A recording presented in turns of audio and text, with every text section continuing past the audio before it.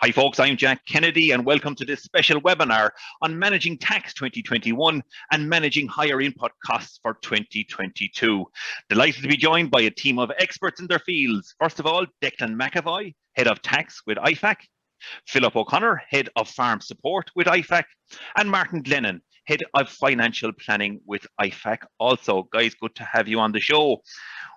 Readers and viewers will know over the last couple of weeks in the Farmers Journal, we've, I suppose, described some of the situation that's happening on farms right around the country, where we've talked about the tax issues that potentially could be happening on some farms with the higher output prices over the last year or so. And also, we're looking ahead already into 2022 because of the higher input prices that are already affecting some farms. To get a feel and a flavour for what's happening at the coalface, I talked to two farmers and had a chat with them about what's happening, I suppose, in terms of their tax situation for 2021. And later in the show, we'll talk a little bit about higher input costs for 2022. Let's have a listen to what we talked about. Ladies, thanks for joining me. Delighted you could take part in this. Before I talk to the gentlemen, the IFAC experts in tax and finance, I wanted to get your feel for, I suppose, what 2021-22 is looking right from people that are at the coalface, so you as farmers can tell us what's happening. I mean, as you are aware that IFAC have done a number of articles for us over the last couple of weeks, I suppose, outlining some of this situation, some of the tax issues that, some of the tax benefits, some of the tax, I suppose, pieces that farmers can do now, we'll say, to kind of, I suppose, reduce the net effect of the tax bill. And I want to kind of get a feel for you in terms of what is happening on your farms. Ashleigh, if I come to you first in terms of, I suppose, tell us, first of all, a little bit about kind of where you're farming, how you're farming, and maybe we'll talk about a few questions then after that. Yeah, so we're a new entrant to dairy. Well, new entrant. This is our third year. We were a beef and sheep farm prior to that, and I suppose I came into the business a number of years ago as a young farmer, looking to take it on, and dairying seemed to be the way to go for a full-time employment for myself. So that's where we went. Just shy of 100 cows here. It's a dry farm around the Carlow-Kildare border, and yeah, look, no regrets. It's definitely happy with the choice we've made. And Ashleigh, tell me, is it spring calving, all year round calving, or what's the deal? Spring calving, yeah, spring calving. And I suppose we've been affected. I suppose we got in at the right time. We've been affected by kind of the new milk quotas, if you like. In this neck of the woods now, so where we are now is where we're staying, so probably got in at the right time. Yeah, and tell me, Ashleigh, before we kind of get into the current up to speed piece, in terms of investment on the farm, had you a lot of investment to make in terms of the milk and parlour, slurry storage, cubicles, etc., and that kind of thing? In 3 years ago now, but it's not that long ago. Absolutely, yeah, and I mean, again, got lucky when we went in. I mean, if I suppose the point of this webinar is the rising costs. I mean, it's incredible. We were in a partnership, myself and my mother in a partnership, and I was a young trained farmer, so I got the 60% obviously on the TAMs, and she got 40, and I was coming to the end of my 5 years as a young farmer, so time was of the essence to make the move when we did, and we took full advantage of what was available, and without it, we couldn't have done what we did. I'm here full-time, predominantly my own, working, and I was very conscious when we were making the change that it would be made that one person would be able to manage handling the cows, milking the cows, and facilities, I suppose in place from the start, and the grant made that possible. So from a tax point of view, of course, we have significant capital allowances there, and that's going to definitely help after a good year like this one. Yeah, and so that's one of the pieces definitely that's helping you at the moment. But I mean, in terms of the numbers, did you build a system for kind of 100 cows? Now, as you say, there is in effect a new quota on your business. Did you build it for 100 cows, or had you kind of more in mind? No, 100 cows was the upper end of where I was looking to go. Yeah, as I said, it was always going to be me here predominantly. So it kind of felt like the sweet spot, maybe 80 to 100 cows. So the shed, the facilities, the system was built around 100 cows. There was 97 cows milked this year, and I'm aiming for the same next year. It suits the land base. It's where we are it's a kind of a dry area. It's a low rainfall area, and it's dry type ground. So that was the system, not to be pushing the boat out too far. And yeah, I know 100 cows was where we were at, had in mind from the start. Okay, so to move on then in terms of kind of how you're managing, I suppose, your tax piece at the moment, as you say, I'll say milk price has been pretty decent, I'll say, for the last couple of years, base price kind of early 30s, mid 30s, etc., and that kind of thing, and you're probably putting another cent or two on top of that in terms of milk solids and the VAT piece on top of that again, so, I mean, I'll say it has been pretty good, and in terms of your business, I suppose the capital allowances are really helping you at the moment, given the kind of stage your business in. How many more years do you reckon you have in that space before a kind of tax piece becomes more of an issue? Well, we were kind of from the outset, we did a lot of the spending initially, which is probably circumstances allowed us to. In other situations, you might kind of stagger your spending over the first few years. So I suppose we're kind of caught to the 7 years in a way for the big investments. But I mean, this morning, I suppose stopping spending would be the key to it. But it seems to kind of keep going. But I got the sense of the health and breeding monitoring system installed this morning. So it's a constant investment to keep up, I suppose, and it's easy to make money disappear in this game. I've found out, but. Yeah, sort of 7 years was to answer your question, was kind of where we were looking. Declan again talked about maybe, paying into a pension or purchasing stock. Like, are either of those two options kind of on your radar in terms of trying to reduce your tax bill? A pension is actually currently something I'm looking at. Again, I think it's another no-brainer, something that we should be all looking at. And just only obviously what has been going on here the last few years, it's kind of got something that got pushed onto the back burner. But I mean, essential, I would think, the stock. Again, it comes back to what we're talking about with the sort of a milk quota, I suppose, with who we're supplying in this area. And even if you're looking at the moment of offloading extra stock, and maybe some people had bigger expansion plans. I myself had a handful of surplus heifers. Like compared to this time last year, the market isn't nearly as hot. So I would definitely be reluctant to invest in stock in the short term personally, because the demand has really fallen off a cliff from what I've seen. Yeah, it did definitely in the dairy stock, as you say, because of that, I suppose, that processing capacity limit that's particularly in that Longbeer region. Olwyn, if I was to turn to you in terms of first, again, maybe if you could give us, I suppose, a brief rundown of where you're farming, type of farming, etc., and we'll take it from there. Well, I'm farming in just outside Castledermot, and it's beef and tillage. So I'm farming myself just on the farm. And Olwyn, in terms of the tillage enterprise, give me a flavour in terms of I suppose the different types of crops and the winter-spring split. Yeah.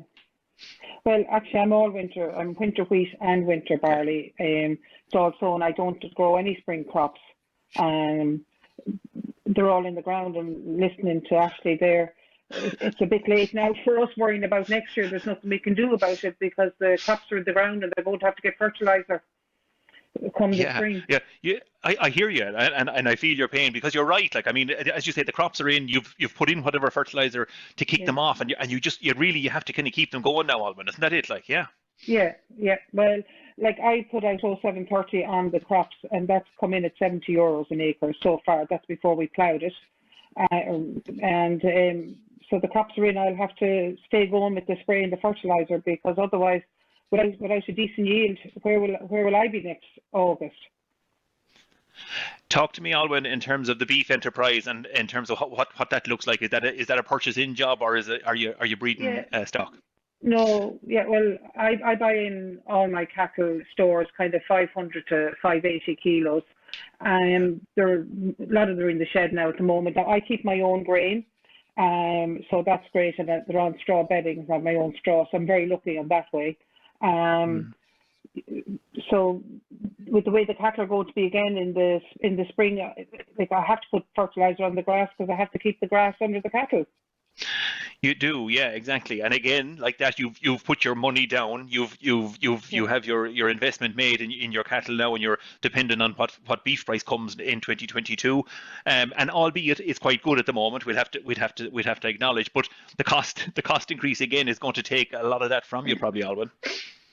Yeah, well, I have to buy some concentrates, obviously, to mix in with the wheat and barley compounds. But the cattle this year has been excellent for cattle. I mean, the price has been as good as it's ever been, and so we have got very good profit on the cattle this year. But once again, you're looking forward to the spring, maybe next March, April. What are the price going to be then? Is it going to be as good as it is now? And I'm going to have to feed the cattle. If the price drops next February, March, I don't know where we're going to be with the prices that we had to all pay in the March there in the recent weeks.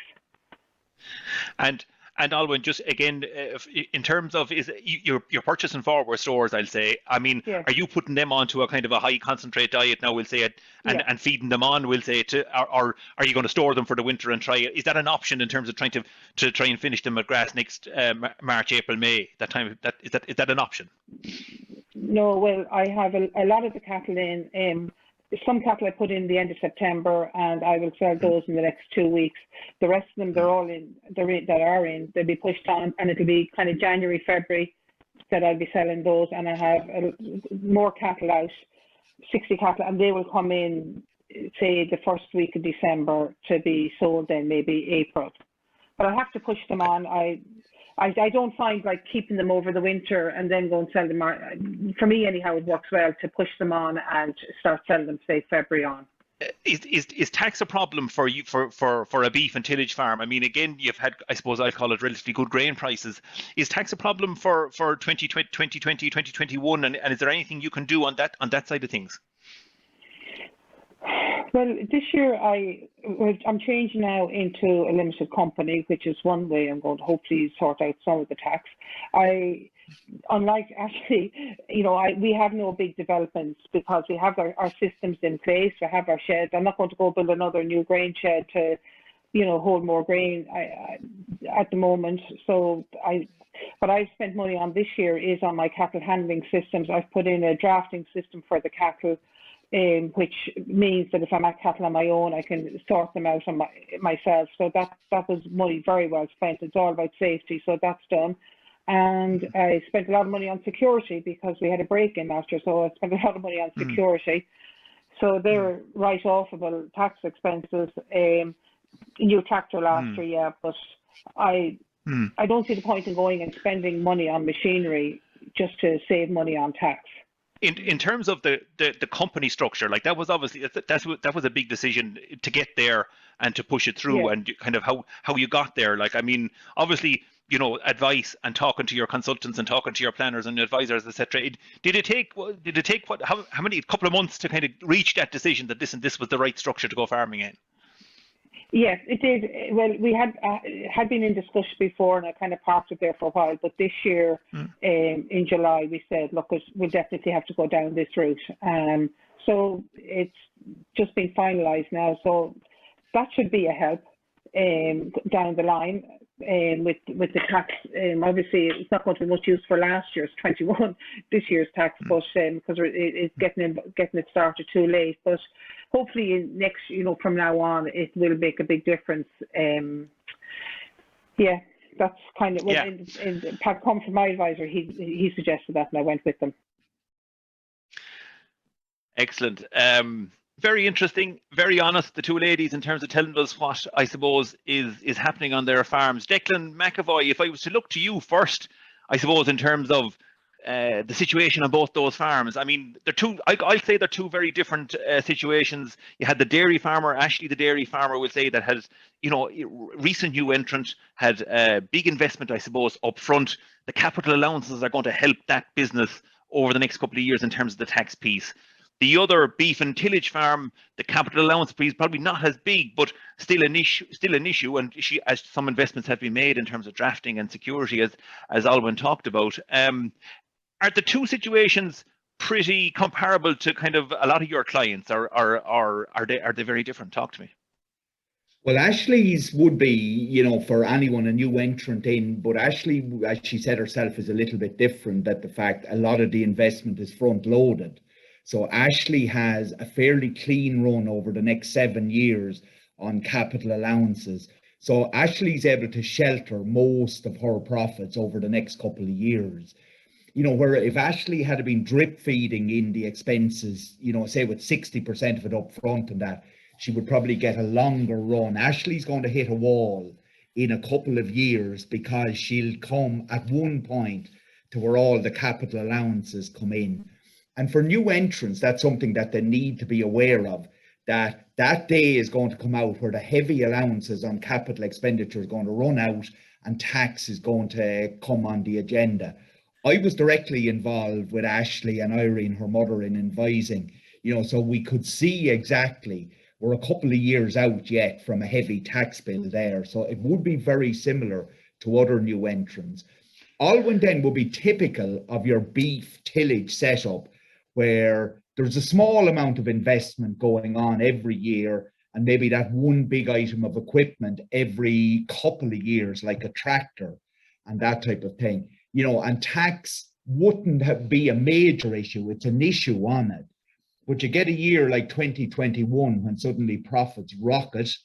But Olwyn now being in beef and tillage is going to get hit with the back end and the increase in cost that could take out a lot of her profit. But there would be typical to the types of scenarios that are out there. I mean, it's probably fair to say, Declan, that the dairy farmers, there's probably still going to be a big spend in terms of slurry tanks and, manure management. And there's still, I call it, calf sheds and a lot of these kind of expanding dairy farmers. The capital allowance piece will still be important for existing dairy farmers over the coming years. Yeah. And as the problem with it, Jack, though, is that, we're looking at on equipment, we're looking at an 8-year write-off, and on sheds, we're looking at a 7-year write-off. So there needs to be a massive spend to get a hit day one. Where if you're spending 30,000-40,000 in a year, you're only writing off 5,000-6,000 in that year. And that's the difficulty. Yeah. It's the cumulative effect is great. Yeah. I hear you, and that's probably then what leads me into the next piece in terms of the company piece. So we saw, it's fair to say, the majority of dairy farmers, not the majority, but a lot of dairy farmers over the last number of years have moved into a company structure to manage that whole investment piece, that whole tax piece. Olwyn, as a beef and tillage farmer, is moving in, as she said, she's in transition into a company structure. That has been, is it fair to say, Declan, that has been the big move over the last number of years in terms of, I suppose, managing the tax situation? It has been. It's a game changer, in the farming situation by moving into a limited company.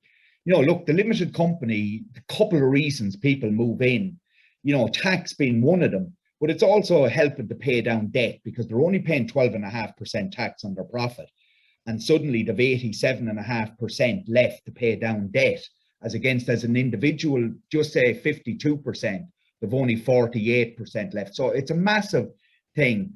And on investment as well, it allows you to pay down debt, accumulate profits, accumulate wealth. So a limited company has been a game changer. Declan, to stay with you for just maybe one more question, and then I come to Martin.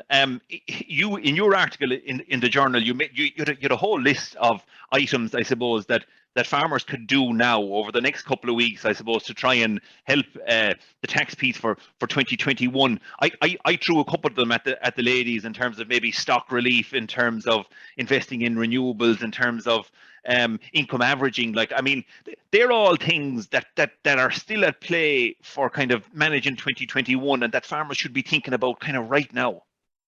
Yes. The big one is, if we look at the accelerated allowances on renewables, solar, variable speed drive pumps, come along on safety equipment. There's a list there of safety equipment just after being signed in by ministerial order that you can get 100% write-off on the year. These are things that have to be done on farms. So why not come along in a good year and invest wisely into it? And then you're looking at the stock relief, you're looking at averaging, you're looking at, is there any expense that you can get in before the end of the year? It doesn't have to be high-level tax planning. Tax planning can be basic and do the basics right. And if you get a solid foundation, and that even if you end up with a big tax bill at the end of the year, at least you've done everything possible. So you've done your best to reduce it. And if you have a continuing tax bill, you have to look at your structure, let it be partnership, companies or whatever. Martin Glennon, to move to you in terms of, again, I put it to the two ladies about, I suppose, pension and paying into a pension, and I'll say Ashleigh's response was typical of a lot of young farmers starting out. They're up to their eyes in terms of investment on their farm. They have a lot going on. They're buying stock. They're getting started off, and they're maybe pushing the pension piece out a little bit. Is that typical of what you're seeing? And I suppose, are there enough of farmers paying into pensions? Yeah, very typical, Jack, and actually typical on both sides from what Ashleigh and Olwyn said. So I like that Ashleigh said a pension is essential, and I fully agree with her on that side. But look, pension is saving. You're saving for the future. You're saving for a time where you'll no longer be working the farm, and you want to make sure then you've secured income for that part, that you're able to pass the farm on. If you see yourself as custodian, it really helps on the succession side. But then when you look at what Olwyn said, the commitment she's already made towards the farm, but the uncertainty of the costs that come with that. And so on one side, I think you get a lot of farmers who understand that, yeah, putting monies aside, it works really well for me. It's going to give me choice and option later on.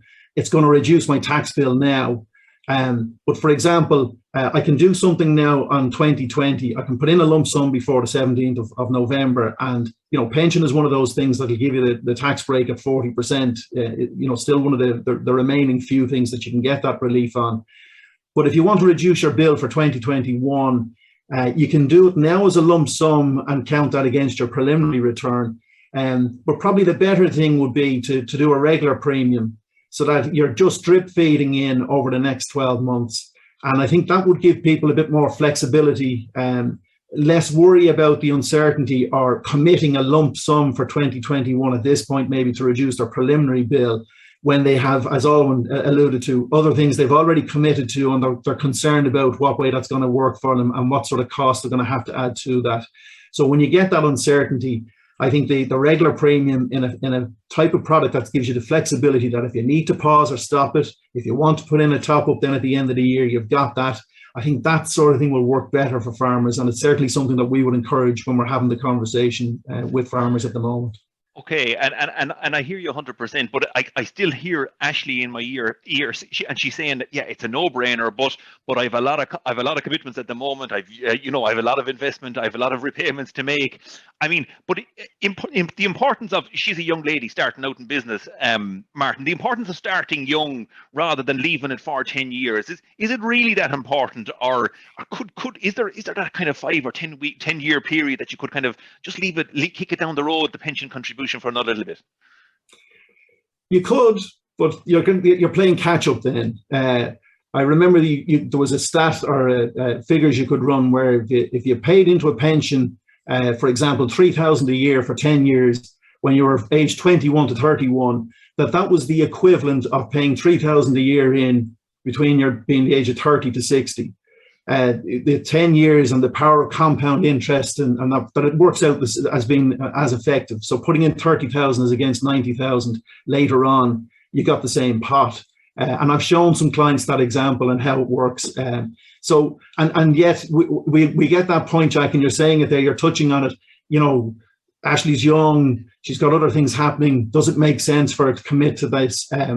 But then you'll talk to Ashleigh in a few years' time, and then she might be saying, sure, it's probably too late for me to do something now at this point. So I always feel there's a magic number or magic age where it's right for people to do pension. I tend to hear I'm too young or I'm too old or it's too late. And the way I look at it is this: pension is savings. You're saving for the future. It always makes sense to save. And if you have the opportunity or the ability to put some money aside, either on a regular basis or to do it on a single premium, as a lot of people do because of the uncertainty of where costs are at, where they'll put in a single premium before tax deadline, you're building that pot, you're getting your tax relief. It's the most efficient way to build a pot for the future. So, I see farmers where they'll pay in 1 year, they might pay in a lump sum the second year. The third year, they might take a break because it doesn't suit, it doesn't fit with the costings.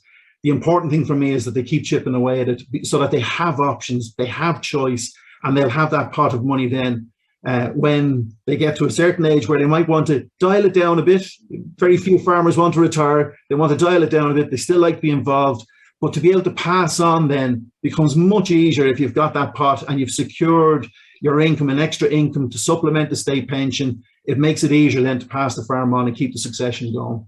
I like it, and I like the piece of kind of, I suppose, coming in and out to an extent, because like we're going to talk to Philip about it in a minute. I mean, there's big swings in output prices and input prices, and it can have a big impact in terms of the kind of the bottom level for farmers. So I mean, it is a piece there. It's nice. Your lump sum piece, I like it in terms of you can that brings you forward a step. So it's not something you kind of hear every day, and the piece of maybe you have to dial it down for a year because the input prices are too high or something. So I like it. I mean, if someone, Martin, is paying into a kind of a pension contribution, like, I mean, what typically should they kind of watch out for, in terms of, is it too much, too little, or what are the key things to watch out for?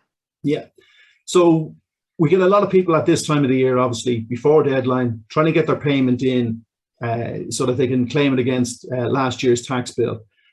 So obviously, 17th of November this year is very important. I think if anybody is going to contribute and has it in mind to put money into their pension account, just to be careful and make sure that the monies are received by the pension provider by that date. Either if you're doing electronic transfer, that they've received it on that date, or by check, to make sure that it qualifies. One of the, I suppose, the little problems or concerns I have for people is that typically they'll do this as part of their pension review. They're in a hurry to get in before the tax deadline, and there tends to be very little around the review because it's dropping a check in or just sending it on to the provider. So there's very little consideration maybe for the risks that are involved with the money they're putting in, or the charges. That has that been looked at properly, or because it's been done in haste, have they missed a beat there, or made a small error if they're making a contribution? And the other thing for people to consider as well, if they're going to put monies in at the moment, COVID has caused a big problem for the providers in being able to service pension contributions. Some of the bigger firms are weeks behind, and for people to have that certainty that the money has been in on time, it counts for 2020 or 2021, whichever they're looking for. It's important that they talk early to their advisor and get that money in as soon as possible to make sure it's the best chance and that there's no issues. Because, Jack, we're seeing it that people are putting in money into pensions, and it might be 2 or 3 weeks before they're even being looked at by the provider. Now, if you go past the deadline date and there's a problem or issue, there could be a problem or issue in that your tax return has said you've made a contribution, but it mightn't qualify, it mightn't have got in properly before the date. So that COVID thing and the service issues for the providers is an issue for us this year, is a concern, and we'd encourage everyone to talk to their advisor as early as possible to get past that. Wow, timely advice, as you say, for those even if you are paying into a pension, to make sure that the contribution has gone through. Thanks, Martin. We'll come back to you again shortly. Philip O'Connor, Head of Farm Support. If I just come to you first for a quick chat, I know you have a slide or two that you want to kind of maybe bring to us in a couple of minutes, but first, to pick up on what Olwyn and Ashleigh said in terms of Olwyn has her cattle bought, her forward stores bought for 2021.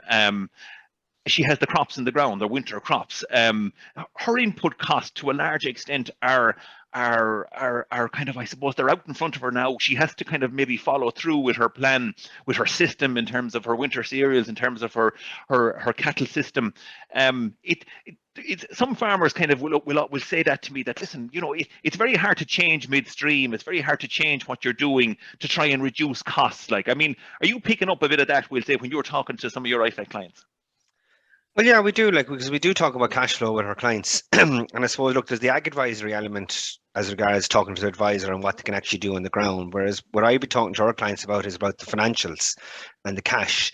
So you talk about tillage and her Olwyn's tillage prices. Her crops are in the ground, so she knows she's going to need the fertilizer. So she has to get the fertilizer. So the first thing to do is make sure that she can buy the fertilizer. So securing credit, make sure she's got the working capital in place to put it there. So for Olwyn, like sitting down and just doing a little budget just to figure out, well, what is my fertilizer bill going to be next spring? Like, so what she doesn't want to happen next spring is she comes down and figures out that she's running high in cash flow, or the overdraft is getting up to the limit. So to make sure she's the working capital in place to buy that fertilizer. She needs to sit down with her advisor and calculate how much fertilizer she would actually need for those crops. So therefore, they're the two strands in that side, with her main input costs. As regards then the price she's going to take, like, I mean, there is an element of probably looking at maybe forward selling. Like, there is good prices out there for forward selling. So in essence, if she looked at forward selling some of her crops, a reasonable percentage of it, what she's really doing is she's spreading her fertilizer cost over 2 years, over this year and next year, if you know what I mean. So yes, so rather than her incurring the cost next year, not quite knowing what the cost is, and then waiting to next August and September to figure out what she's going to get paid, what her margin is, she could sit down now and calculate her margin. And we would always say, like, that everyone's margin is different because everyone's farm needs a different margin depending what it is. So knowing what her cost base is, knowing what her loan commitments are, her personal commitments are, she could actually figure out reasonably well where she's going to be from a cash flow point of view. Or is she going to be in a negative situation? Is she going to be positive? Could it be a bit tight? And then she can adjust accordingly. And even taking in what Martin and Declan were talking about, then knowing what your tax bill is, what your pension contributions are, and you can actually fill in quite a lot of the blanks on the page on next year's accounts and take out a lot of those variables, if you know what I mean. Rather than you just we know they're going to happen. So why not sit down and put them on paper and go, right, this is what the cost is going to be. How am I going to manage this? And Philip, is there Declan talked about kind of simple tax planning. Is there a kind of a simple cash flow piece, like in terms of budgeting piece that more farmers should be doing, do you reckon? Well, you should. Like, I mean, we'd always say you should have your accounts up to date. Like, so, like, I mean, sitting down only finalizing your 2020 accounts now and not even looking at 2021, like, would be problematic, if you know what I mean. Like, so we would always say, like, your 21 is in the 2020's happened. Declan spoke about that, your tax bill. 21 is happening right at the moment. So get those figures up to date, see what they are. Like, the examples I even used for the articles were real live accounts. They were farmers with accounts up to 9 months. I'll be doing budgeting with those. I'll be sitting down with those farmers the next week and planning out what we're going to do next year. Let's have a look, see what's going to happen at the end of the year. So every farmer should know, should do a little cash flow planning, and it doesn't have to be on massively intricate. You can just sit down with a piece of paper, going, what's my income, what's my expenses, work it out, pull out your bank statements, what are my loan payments, what am I living on, talking to Declan's or the Declan's of this world, your accountant, what is my tax bill this year, what is my preliminary tax bill. So as I say, again, a bit like what I was saying about with the tillage farm, you could fill in a lot of the blanks, if you know what I mean, and seeing where you are.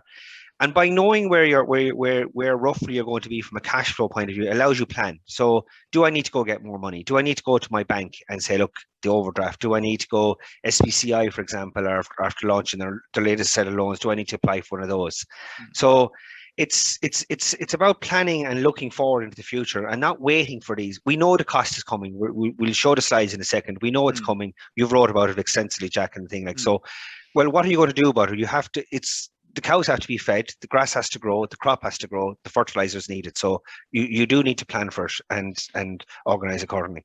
And there is that piece, Philip, in terms of, you could be kind of robbing Peter to pay Paul, that if you don't kind of put the investment in piece, you mightn't have your crop, as Olwyn says, you won't have a crop to harvest next July or August, so there is a piece there of kind of managing the piece and looking forward and having a kind of a vision for what's happening.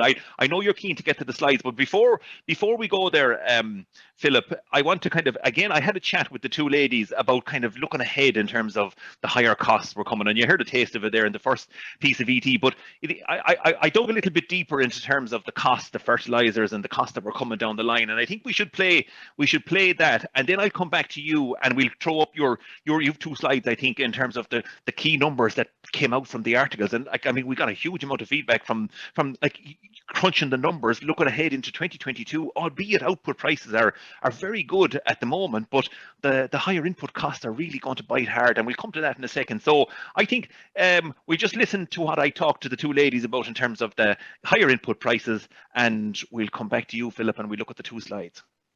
If I was to throw a question to you in terms of 2022, again, I suppose Philip O'Connor from IFAC has talked about feed costs increasing, and then especially fertilizer costs increasing, and we see huge, I suppose we see a huge cost increase in terms of urea or fertilizer. I mean, would you normally have forward bought at this time of the year? And what's your thoughts on kind of 2022 and in terms of fertilizer now, given what you've heard in terms of prices? Yeah, it's frightening. I mean, it is frightening, and people are afraid and fearful of what is going to come next year. I wouldn't normally put forward buy. It's something I feel like obviously if you start doing it, you need to keep doing it, and it's just not. I wasn't in a position that the cash wasn't there to do such a thing when we're starting out. It was a big draw on cash. So this year, just the way it worked out, I suppose maybe the good year that was in it, I forward bought a certain amount in September, and I was in two minds about it because I was only going one way, but I just took a chance, and maybe it's the security I need to employ to keep an eye on it now at this stage, the way things are going. I mean, it's incredible, but going forward, look at clover, isn't it? Clover, multi-species swords, they seem to be where we're all headed, but they're not going to be an overnight fix. Like, we're not going to put farms into either of those things overnight, and possibly full farms aren't going to be suitable anyway, because we haven't got the early growth, we haven't got the late growth. But definitely something we need to look at, because we can't, no business is going to be sustainable paying for fertiliser at current prices. No, and I mean, Philip's example, I think off the top of my head, it was a 150 cow herd. They were in a partnership as well, and their surplus cash was falling from 150 odd thousand down to kind of 80 odd thousand. Like, it's a huge, it's a significant fall in surplus cash. Like, I mean, is there any other cost that you're thinking of for 2022 that you'll kind of question more, or is there an investment piece that you'll question more for 2022 now, given that that now here late in November 21? Well, the nature of this farm, feed costs are huge, concentrate costs are huge. I mean, like, we would budget minimum of a ton concentrate per cow, because we dry up so quickly in the summer. I'm coming in, since I started, in around 1.1, 1.2 tons of concentrate per cow. This year might be a little bit even and worse off. We had a particularly tough summer this summer, so that would be something obviously that I'd be constantly watching as well, because I mean, I'm going to probably skip a couple of rounds of fertiliser in the summer anyway, because we're going to be under pressure for moisture. So the cost is going from one to another. So concentrates, as we know, they're the same, like 20% at least, possibly a bit more increase at the moment on what was paid the year before, and that, again, that's something that's only going one way. So it's hard to manage, say, without fertiliser, and it's hard to manage without feed. So it is a worry. Yeah. It is a worry. Yeah, no, and I agree with you, because in one sense it could be a false cost-cutting piece if you cut back on fertilizer. Next thing you have to go buy in silage, or next thing you have to go purchasing more concentrate to fill the gap. We'll say, to fill that feed gap. Like, I mean, so it comes back to the piece in terms of, I suppose, grassland management and budgeting what feed you have, and looking at silage stocks. Is that much? Play it as it comes at you in 2022. I think certainly to a degree, yeah. And I mean, and I do think we need to be careful with what we're talking about reseeding with clover and multi-species and all that, because I think ultimately, I know they're going to nitrogen fix, but all these things have to be sown with a certain level of P and K. And if fertiliser at the moment is so outrageously priced, then even I know there's a department initiative at the minute talking about next year for multi-species swords. It's going to be €50 an acre or whatever. Of a grant, but like, if your fertiliser is going to be 3 times the price, it's going to negate the benefit of that, and it's going to put people off. So yeah, I don't know. I think definitely slurry is going to be a big one. Making better use of slurry, low emission slurry spreading, obviously another no-brainer. There's certain things like that we can control, but and I've been talking to farmers out on the ground. Obviously, the last few weeks things have opened up a bit after some of the lockdowns, and people are very worried about fertiliser prices and feed prices and all that, but like, we really need to try and focus on what we can control inside the farm gate, and the likes of a better use of slurry is something that we need to focus on. The other couple of pieces that Declan was talking about there in terms of trying to manage that tax piece was maybe a pension plan, or investing in terms of stock, we'll say, before year end. Any of those options available to you? Yeah, the pension I'll probably go with. Stock year end, I have a lot of stock. I'm kind of fairly well stocked at the moment, but I will see what way the cats that are in the shed. Buying cats in December isn't really a great. I prefer to leave it and buy them in January or February. No, and I'm not going to buy any new machinery either. Unfortunately, I'll have to just stay going this year, see it out, and I'll have to worry about next year. I mean, the thing about it is, as I said, with the cattle that are in the shed, there's nothing I can do. I have to feed them. The grain, all of my crops are sown. The prices now have all gone through the roof. what do I do? What does any farmer, tillage farmer do? They're going to have to spend money on their crops because, you know, everybody wants high yields, and so they do, because to make the crops pay. No, absolutely agree with you. And high inputs. Yeah. Is there anything, Olwyn, in terms of kind of, I call it maybe a more medium to long-term piece in terms of crop rotation, other types of crops, we'll say, that would help that whole piece of releasing, we'll say, nutrients that are in the soil rather than inputs coming in? Is there any play in that you potentially might look at kind of in the next couple of years? Yeah, I would probably look at growing some protein crops. I'd love if they came in that could grow like soya for human consumption as opposed for animal consumption. I think we need to maybe look at more crops for the human, like my barley, okay, goes to Guinness. My wheat is for feed. Some of my barley might be end up for feed. I'd love to grow crops that are more for human consumption than for animal consumption. And is there a piece there in terms of cover crops and something like that would generate, I call it, a source of nutrient for the soil, we'll say, so that you could in effect lower inputs? Or is there a piece of importing organic manures that could help your system, Olwyn? That, yeah, I'm just trying to think of some alternatives, we'll say, to try and help the business to try and reduce the input costs for next year, for 2022. Yeah, well, I personally, I wouldn't be importing any organic fertiliser or manure from anybody onto my farm. No. The cover crops, you say, well, I do winter, because I only do winter and barley and wheat. So I'll probably maybe look at some oats next year. We're in a rotation system, kind of every 5-6 years that I'm planting down the crops. So I get the best, for me, the biggest return is on winter crops. It isn't on spring growing crops. I don't need the cover crop. I'm not going to start graze. I don't graze stock out. I don't want to get into sheep to graze the cover crops. Look, I suppose the system that works for me is the winter wheat and winter barley, or the winter oats, because our land is suitable for those. You can get them in early, and you can travel on them if you have to during the winter. I'm lucky like that. But I suppose the beans, the oilseed rape, I might have a look at that. That's another crop that I might have a look at. Yeah. On the cattle side, Ashleigh or Olwyn, and I'll leave it at this, in terms of numbers, like potentially, like, could you be looking at reducing the number of cattle that maybe you'd purchase in 2022 if you see feed prices up 20-30% and you see fertilizer prices up double or treble where they were this time last year? Like, potentially, could you maybe look at a stock reduction piece?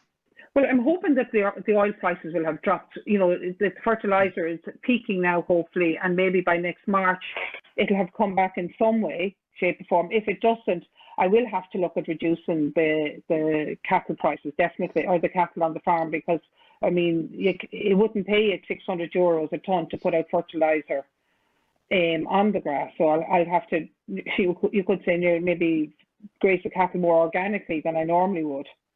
The crops, so will have to, for me to have the crops, I'll have to spend the money on the fertilizer, because if you don't have the crops, don't have the fertilizer, well, sure, I won't have anything to go out and cut next August.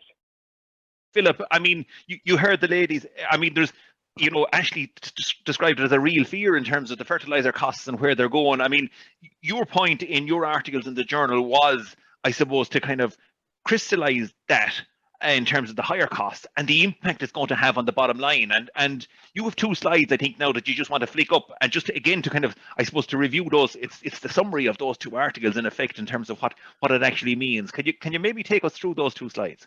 So look, as we've said, you said at the start of the seminar there, the input prices are looking strong across all the sectors. Time will tell that, but I mean, they are looking bullish, if you know what I mean. So we're taking it that the output prices will remain strong like they did this year. But it's the inputs, it's the real inputs is where the problem is coming. Like, and look, everyone is seeing it. We're seeing it personally. If we go down to the shop, we go to the petrol pumps, so forth. Like, and where farmers are really been hitting on it is the fertilizer. And so the figures that I would have done, I would have based it on a doubling of fertilizer. So taking a set of farmers' accounts and doubling his fertilizer from 21 into 22. Feed prices, then again, feed prices are going up, and that's linked again to the energy price increases as well, and the feed and the output prices. And I'm looking at I took the 21 figures again, and I put it up 20%. So I looked at those figures and what that meant. And then fuel and energy and the tillage set of accounts, then we all know fuel and energy. God, all we've got to do is just drive by any petrol pumps or Statoil or so forth. We'll see it on the numbers up there. And I upped the contracting and fuel costs by about 7.5% on that. Like, so they were the main figures that I did. They were the main variables I took over 21. Every other figure then I took my projections for the article then. I basically took them as an average over the previous 2 years. So I took your average price for the previous 2 years, all your other costs and average price over the previous 2 years, with those main key variables changing. Yeah, the dairy one was, that was because of, and the farm I took, it was a farm, it was an atypical farm, 150 cows, about 6,000 litres, was feeding on a bit, maybe not too dissimilar from Ashleigh, if you know what I mean, was feeding over the ton. Nice bit of fertilizer, was growing the grass, and yeah, very, very, very stable farm, good profit, good farmer, if you know what I mean. We'd all be happy with it. But like when I looked at his fertilizer and feed and put those variables in, like it was going to drop his price per litre was going to go up just shy of 5 cents, so a little about 4.8. And that was working out about €591 per hectare. Like, so that's a big number. Like, and when you factor that across the farm, as you said, Jack, it was a drop of the surplus cash on the farm from about 150 grand down to 180. It was a big chunk of change. Like, when we looked at the beef farm, it wasn't as prevalent on the beef farm that because of they don't have that intensive inputs, if you know what I mean, of fertilizer and feed. But then they don't have that the extensive output either, if you know what I mean. A lot of beef farms, so it's relative terms. So while the overall figure of 187 is quite less than the dairy farm, the impact on the farm was quite similar to the dairy farm. Like it was nearly a halving of the available surplus cash on that beef farm. And again, it was a mixed farm. It was a suckler and sheep farm there up towards Galway direction, if you know what I mean. So a fairly typical farm, wasn't gigantic, about 30 odd suckler cows or so. And then to say, like, I mean, the tillage farm we looked at then was in the southeast country. He was a full-time tillage farm, about 300 acres, quite a mix of crops, if you know what I mean. Oilseed rapes, winter and spring. But again, when we looked at his fertilizer costs, like it was 281 a hectare, so it was really going to impact him. It was really going to wipe out that extra what the forward prices are, which is about 210, maybe €205 a ton. Like it was, yeah, he was that extra. What is it? An average over the last 2 or 3 years, about €150 a ton, 160. That extra 30, €40 a ton they were getting was gone. I think was it? Olwyn said, was it €70 an acre she's put in fertilizer in the first round? Like so. Yeah, so like I mean, it is going to hit the farmers, and as both them, Olwyn and Ashleigh pointed out, is the cost is there, it's coming, so we now need to plan for it.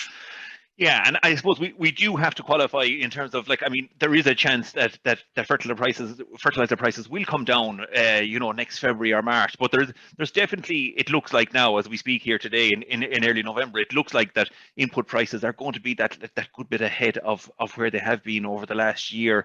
I mean, Philip, your numbers are stark. They're real case studies, as you say. I mean, but as Ashleigh said, I mean, there's no overnight fix in terms of the nitrogen one. You know, I mean, if you're talking about establishing clover, if you're talking about establishing multi-species sward, I mean, I call that a medium-term play. That, like, it's going to take a couple of years to get that established on the farm in order for you to reduce the fertilizer cost, the nitrogen cost. You know, so you'd agree that there's no overnight kind of silver bullet to this. But I think the two ladies again encapsulated it. There are some things that you can do and that you can think of in terms of trying to change for 2022.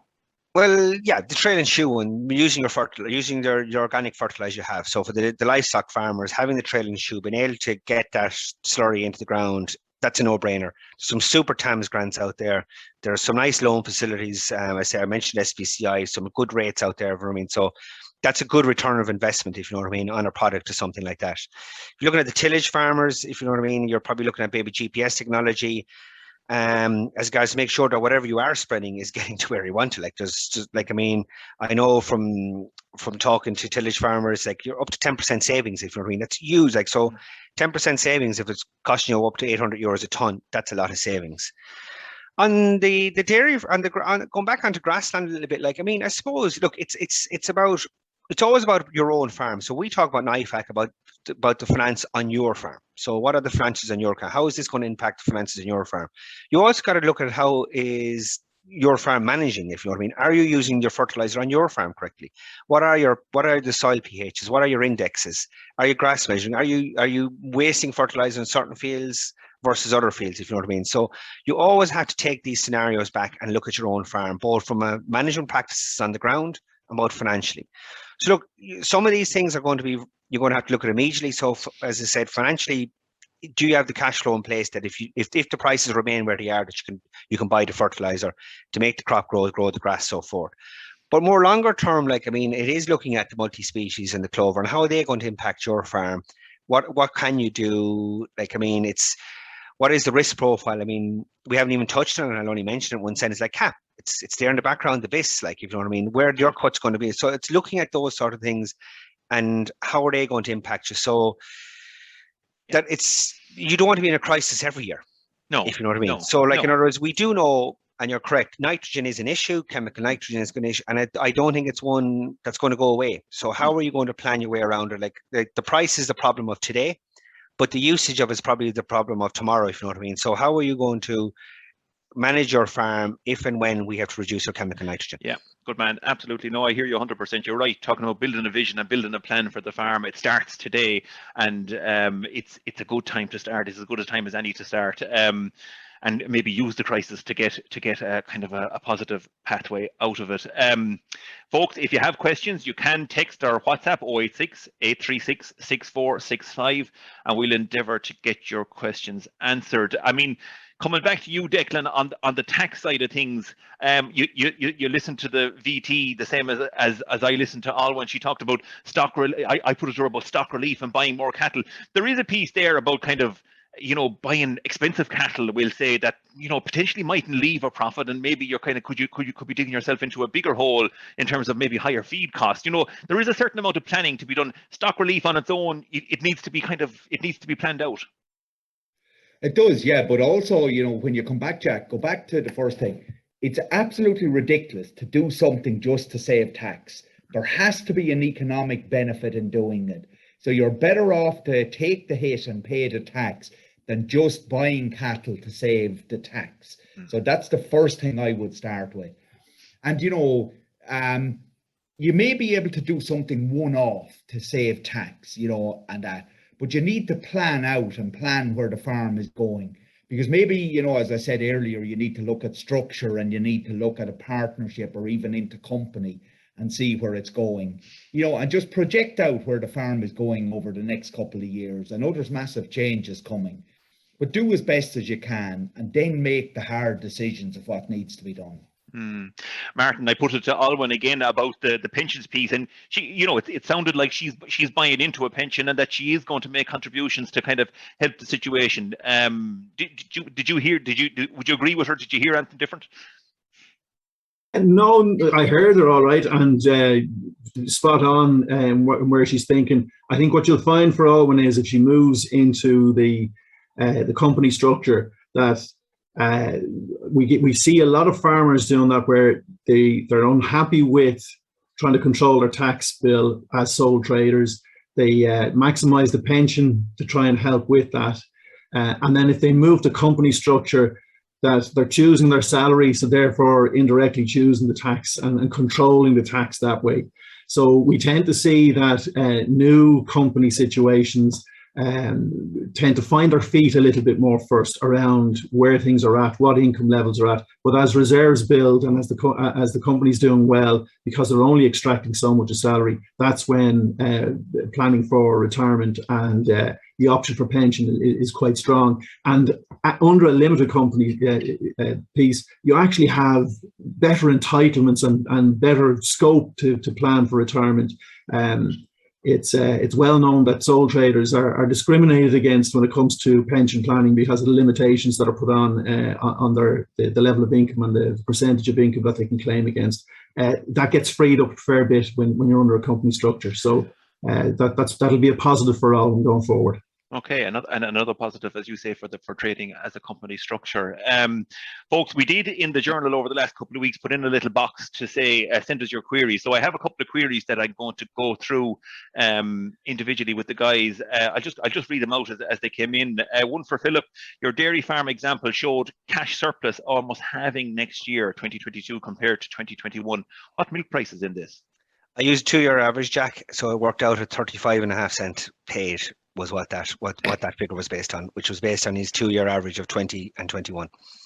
I mean, isn't that significant in itself, Philip? Like 35 cents a litre paid, it's quite a good, it's you know, if you look back over a 10, 15-year period, it's a good milk price, you know, and yet the cash surplus is almost halving. Like it's you know, it would make you sit up and think, wouldn't it?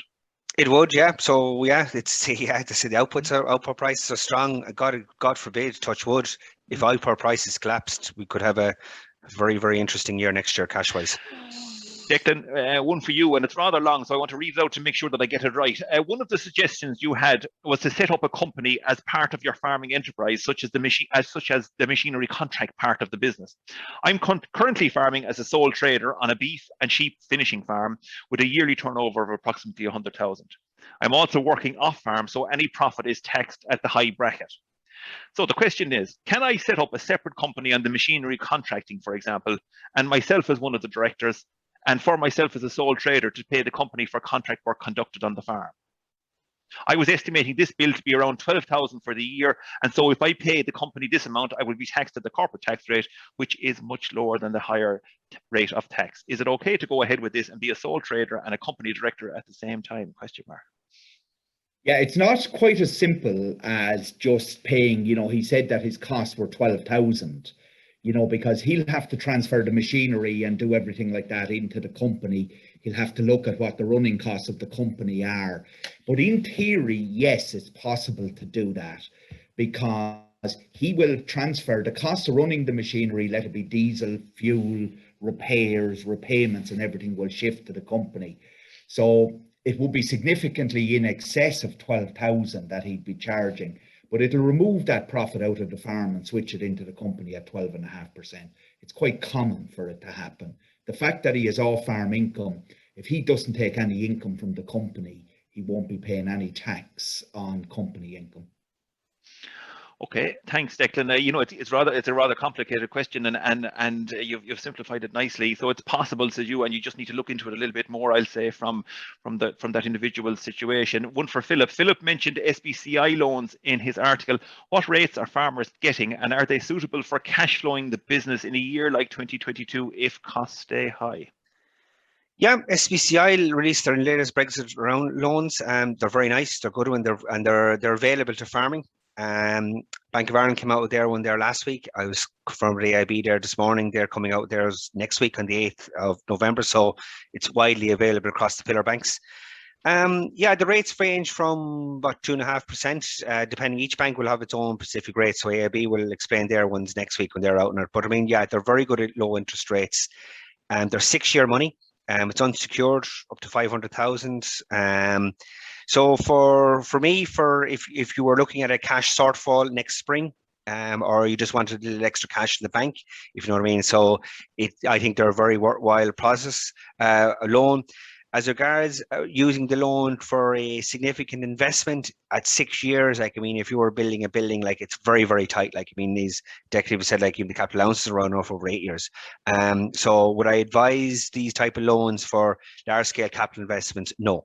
Would I advise them as maybe an injection of cash or working capital in the farm? Yeah, I think they'll tick a very good box for that sort of thing. Like, I mean, Declan mentioned there about if you were doing a small investment, maybe around safety equipment, you can write off 100%. Something like that could be a very little worthwhile loan for something like that. But talk to your banks. The both pillar banks, BUI are out already. AIB are coming out next week, so they're readily available. Okay, so it's about positive on the SBCI front. Declan, one for you. Again, in his article, Declan mentioned investing in renewable equipment that can be written off 100% capital allowances in 1 year. What is he thinking of in this space that makes technical sense long-term, but also tax efficient, as he says? Solar panels, you know, put solar panels on, you know, 100% write-off, energy saving, You know, it'll take a couple of years for a payback. You're probably looking at a 5 to 7 year payback, but the long-term benefit is huge and also environmentally friendly. The other one, it's not a question that came in, Declan, but the other piece there that you talked about was in your article was paying family members, paying wages, maybe paying bonuses, etc. to staff members. That'll go down well in a lot of family farms around Ireland. Just give us a minute on your thinking on that one. Well, you know, the costliest thing that you can have is children. So, you know, what you're looking at in most cases, you know, they are making a commercial contribution to the farm. So as a result, you know, pay them a wage. They can earn up to the guts of 35,000 at the low rate of tax. So if you're paying at the high rate, 52%, it makes sense to pay the family some wages. As well, you know, on the bonus, what I'm talking about, if you have a worker there and you might give a bonus once a year, let it be at Christmas or whatever, or your family, you can do a voucher, let it be a one-for-all voucher of up to €500 where there's no tax, no PRSI or anything. So €500 into a person's hand is the same as getting the guts of €1,000. The farmer paying it gets a full tax deduction, and the person getting it then is tax-free on it. So it makes sense. Okay, excellent, Declan. Very clear and very concise and very practical thing, as you say, that can happen on a lot of farms. Folks, again, that's the queries that we had in. If there are other queries, remember 086 836 6465.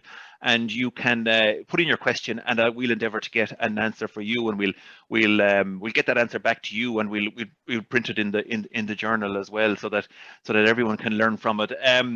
Guys, it's been good in terms of I suppose crystallising the tax piece currently that can still be impacted in terms of 2021, and I suppose looking forward to 22 in terms of the higher input costs that are coming down the line. So listen, I think it's been very you know, I think for farmers watching this, I think it's going to be very worthwhile to kind of engage and to kind of engage with their advisors and their consultants immediately now that we know what's coming, and as we look forward a little bit into 2022. So Declan McEvoy, Head of Tax with IFAC, Philip O'Connor, Head of Farm Support with IFAC, and Martin Glennon, Head of Financial Planning with IFAC. Thanks a million for your time, and thanks to you for watching, and thanks to everyone for engaging with us in this short webinar. We'll be back again with future webinars like this that hopefully can benefit you and your farm family wherever you are in Ireland. Thanks for watching, and take care.